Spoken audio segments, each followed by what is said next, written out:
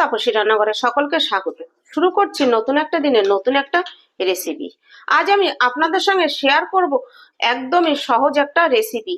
Vegetable দিয়ে এই বলগুলো তৈরি করে নিতে পারবেন। এক বানালে আপনাদের সিঙ্গারা, চপ, সিঙ্গারা, কচুরি এইসব খাওয়া ভুলে যাবেন। এই বলটি যদি একবার তৈরি করে খেয়ে থাকেন, আর ছোট থেকে বড় সবারই ভীষণ পছন্দও হবে। আর বাচ্চাদের বাইরের খাবার না খাইয়ে ঘরে যদি এরকম সহজেই একদম অল্প নামমাত্র তেল দিয়ে এইরকম রেসিপি করে খাওয়ানো যায় তাহলে তো খুব ভালোই হয়। এই রেসিপিটি ভীষণই হেলদি ও খেতেও ভীষণই টেস্টি। তাহলে আমি রেসিপিটি কিভাবে করলাম সেটাই আপনাদের সঙ্গে আজ শেয়ার করব। তাহলে চলুন বন্ধুরা, আর দেরি না করে রেসিপিটি শুরু করা যাক। দেখুন, আমি যে টিফিনটা বানাবো, টিফিনটা বানানোর জন্য এখানে আমি মাঝারি সাইজের বাটি 1 বাটি ময়দা নিয়ে নিয়েছি। আপনারা চাইলে এটা আটা দিয়েও তৈরি করতে পারবেন। আটা দিয়ে তৈরি করলেও খুব ভালোই হবে। এবার দিয়ে দিচ্ছি এখানে এই যে 4 টেবিল চামচ ওই সুজি। এই সুজিটা দিলে খুবই মুচমুচে ও খাস্তা হবে। দেখুন, আমি 4 টেবিল চামচ দিয়ে দিয়েছি। এবার আমি এটার সঙ্গে আরেকটু দিয়ে দেব পরিমাণ মতো নুন। এবার নুন দেওয়ার পরে দিয়ে দিচ্ছি দেখুন সামান্য একটু জোয়ান। এরকম হাতের মধ্যে ডলে নিয়ে তারপরে দিয়ে দেব। এই জোয়ানটা দিলে এতে সেন্টটাও ভালো হবে।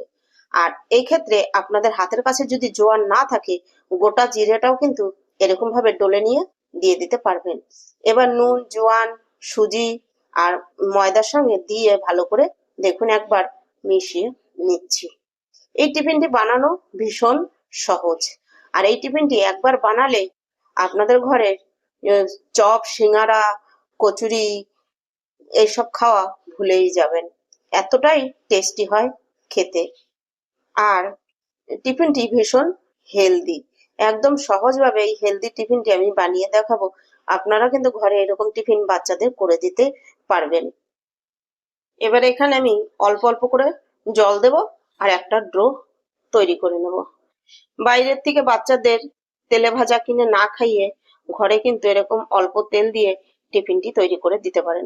ছোট থেকে বড় সবাই খুবই পছন্দ করবে, ভীষণ পছন্দ করবে।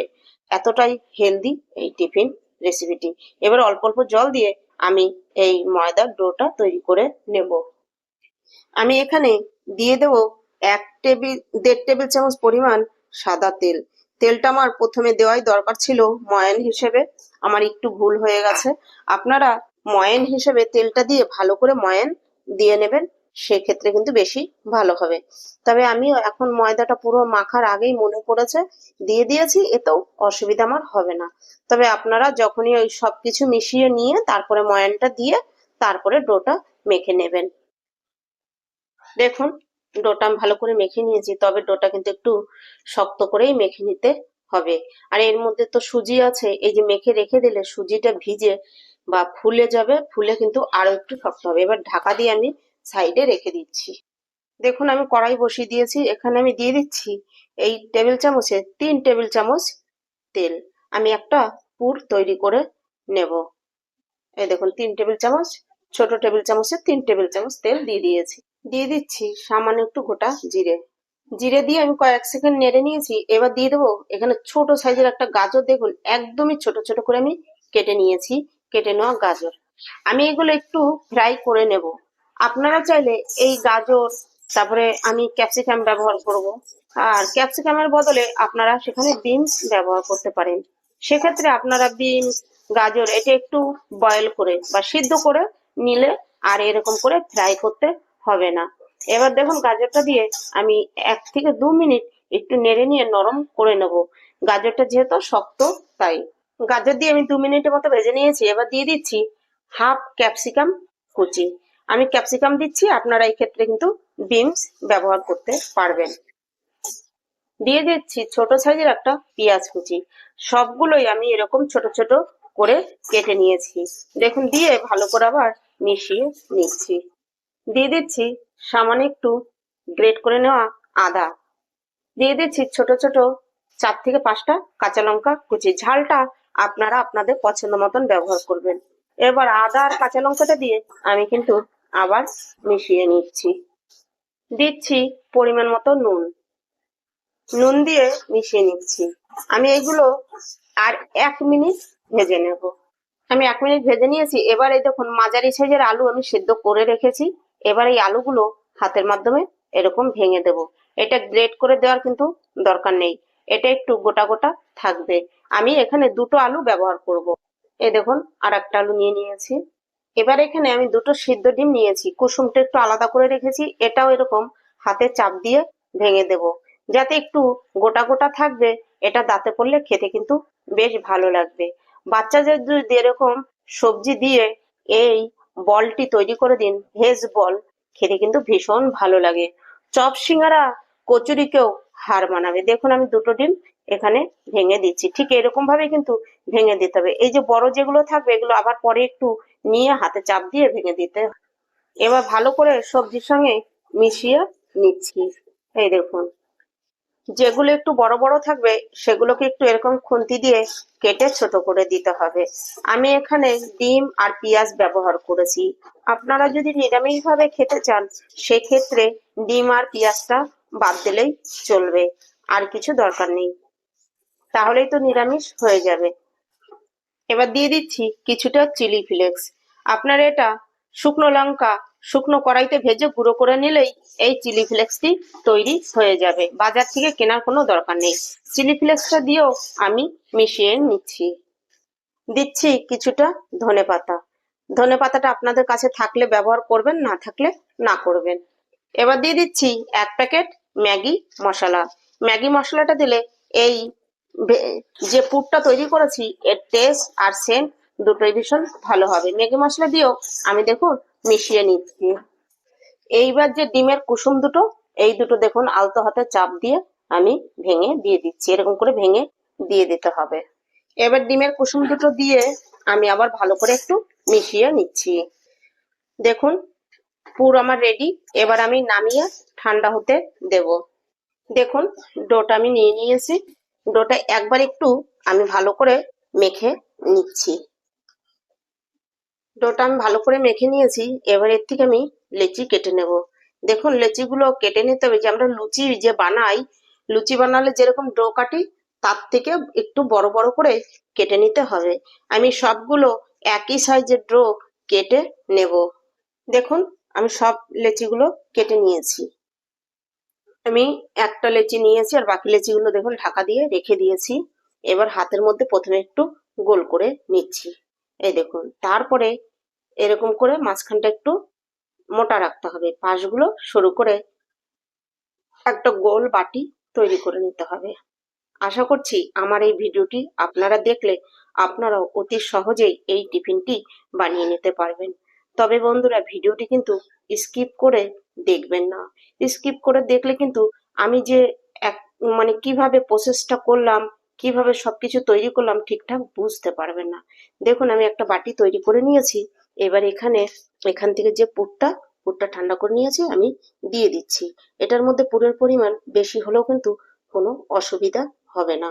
দেখুন পুরটা আমি দিয়ে দিয়েছি। এবার এরকম একটা আঙুল দিয়ে চেপে ধরে আর সাইড থেকে পুরো এরকম করে তুলে নিতে হবে। এই দেখুন মুখটা ঠিক এভাবে বন্ধ করে দিতে হবে। এটা যেহেতু বেলাবেলির কোনো ঝামেলা নেই তাই পুরটা একটু বেশি হলেও বেরিয়ে যাওয়ারও কোনো ভয় নেই। দেখুন মুখটা আমি ঠিক এরকম ভাবে বন্ধ করে নিলাম। দেখেছেন? ভালো করে কিন্তু ফলো করবেন। এবার দিয়ে আমি এরকম করে এটা এরকম চেপে দিলাম, দিয়ে হাতের সাহায্যে এই জিনিসটা আবার দেখুন গোল করে নিচ্ছি। এই দেখুন এটা বেলারও ঝামেলা নেই আর এটা চ্যাপ্টা করারও ঝামেলা নেই। দেখেছেন? তাই এটা পুরো কিন্তু পুরোপুরি ঠাসা হবে, তাই খেতেও ভীষণ ভালো হবে। এবার একটা চামচের পাশ দিয়ে আমি এরকম ভাবে একটু দাগ করে দিচ্ছি। এটা যখন ভাজা হবে এই দাগটা মনে হবে যেন একটা ডিজাইন, সেক্ষেত্রে দেখতে কিন্তু ভীষণ ভালো লাগবে। এই দেখুন আর এই যে যেহেতু পুরের পরিমাণটা এত বেশি তাই কিন্তু এটা সিঙ্গারা কচুরি বা চপ এসবের থেকেও খেতে ভীষণ টেস্টি হয় আর খুব তাড়াতাড়ি ঘরে তৈরি করা যায়। এই একইভাবে আমি সবগুলো কিন্তু রেডি করে নেব। দেখুন দেখতে কি সুন্দর লাগছে এখনই, তাই না বলুন? দেখুন আমি সবগুলো একইভাবে রেডি করে নিয়েছি। দেখুন এখানে একটা আমি আপ্পাম প্যান বসিয়ে দিয়েছি। হয়তো আপনাদের কাছে এরকম আপ্পাম প্যান নেই, আপনারা ভাবছেন তাহলে আমরা কি করে বানাবো, অসুবিধা নেই। আপনারা সেক্ষেত্রে এই যেরকম আমি অল্প করে তেল দিচ্ছি, আপনারা সেক্ষেত্রে প্রেসার কুকারের সিটিটা খুলে নিয়ে, প্রেসার কুকারে অনেক সময় কেক তৈরি করে থাকেন, তাহলে ওরকম প্রেসার কুকারের মধ্যে অল্প তেল দিয়ে প্রেসার কুকারের মধ্যে বসিয়ে ঢাকনা আটকে দিয়ে আঁচ লো করে দিয়ে আপনারা কিন্তু ভেজে নিতে পারবেন। তারপরেও প্রেসার কুকারও যদি না ভাজেন তাহলে কিন্তু আপনারা কড়াইয়ের মধ্যেও ভেজে নিতে পারবেন। দেখুন আমি এখানে নামমাত্র তেল দিয়ে দিয়েছি, দিয়ে ভালো করে ব্রাশ করে নিয়েছি। নিয়ে এবার একে একে আমি এই যে বলগুলো তৈরি করেছি বলগুলো দিয়ে দিচ্ছি। এটাতে ভাজলে দেখতে বেশি সুন্দর হয়, কিন্তু কড়াইতে ভাজুন আর প্রেসার কুকারের মধ্যে দিয়েই ভাজুন, দুটো টেস্ট একই হবে। আর প্রেসার কুকারের মধ্যে দিয়ে ভাজলেও দেখতে একদম খারাপ হবে না, আর কড়াইতে দিয়ে ভাজলে একটু বেশি তেল লাগবে, এটাই জাস্ট, আর কিছু না। এবার দেখুন তেলটা উপর দিকে উঠে এসেছে, এই তেলটাই উপর দিয়ে আমি আর একটু ব্রাশ করে দিচ্ছি। এবার এখানে আঁচ করে দিতে হবে মাঝারি টু লোতে। গ্যাসে বসালেও ঠিক সেম তাই করতে হবে, এই প্রেসার কুকারে বসালে ওই একইভাবে দেওয়ার পরে এরকম একটু তেলটা উপরে ব্রাশ করে দিতে হবে, তাহলে কিন্তু সেই ক্ষেত্রে উপরের কালারটাও বেশ ভালো চলে আসবে, উপরটা ড্রাই হবে না। এবার এখানে আমি ঢাকা দিয়ে দেব 2 থেকে 3 মিনিটের জন্য। দেখুন 2 মিনিট পর আমি ঢাকাটা তুলে নিচ্ছি। এবার আমি পুরো সব বলগুলো একে একে দেখুন উল্টে দিচ্ছি। উল্টে দিয়ে উপর পিঠটাও এই একই রকম লাল করে ভেজে নেব। এখানে কিন্তু আর এক্সট্রা তেলের দরকার নেই। আশা করছি আমার এই রেসিপিটি আপনাদের কাছে ভালো লাগবে। রেসিপিটি ভালো লাগলে একটা লাইক আর কমেন্ট করবেন। আপনাদের একটা লাইক আর কমেন্ট আমাকে ভিডিও করতে উৎসাহ দেয়। আর খুব ভালো লাগলে বন্ধুদের সঙ্গে শেয়ার করবেন। আর আমার নতুন বন্ধুদের কাছে একান্ত অনুরোধ, আমার চ্যানেলটি সাবস্ক্রাইব করে আমার পাশে থাকবেন, আর পাশে থাকা বেল আইকনটি প্রেস করে নোটিফিকেশনটি অন রাখবেন। যখনই আমি এরকম নিত্য নতুন ভিডিও আপলোড করব, পৌঁছে যাবে সবার আগে আপনাদের কাছে। দেখুন ঢাকা তুলে নিচ্ছি।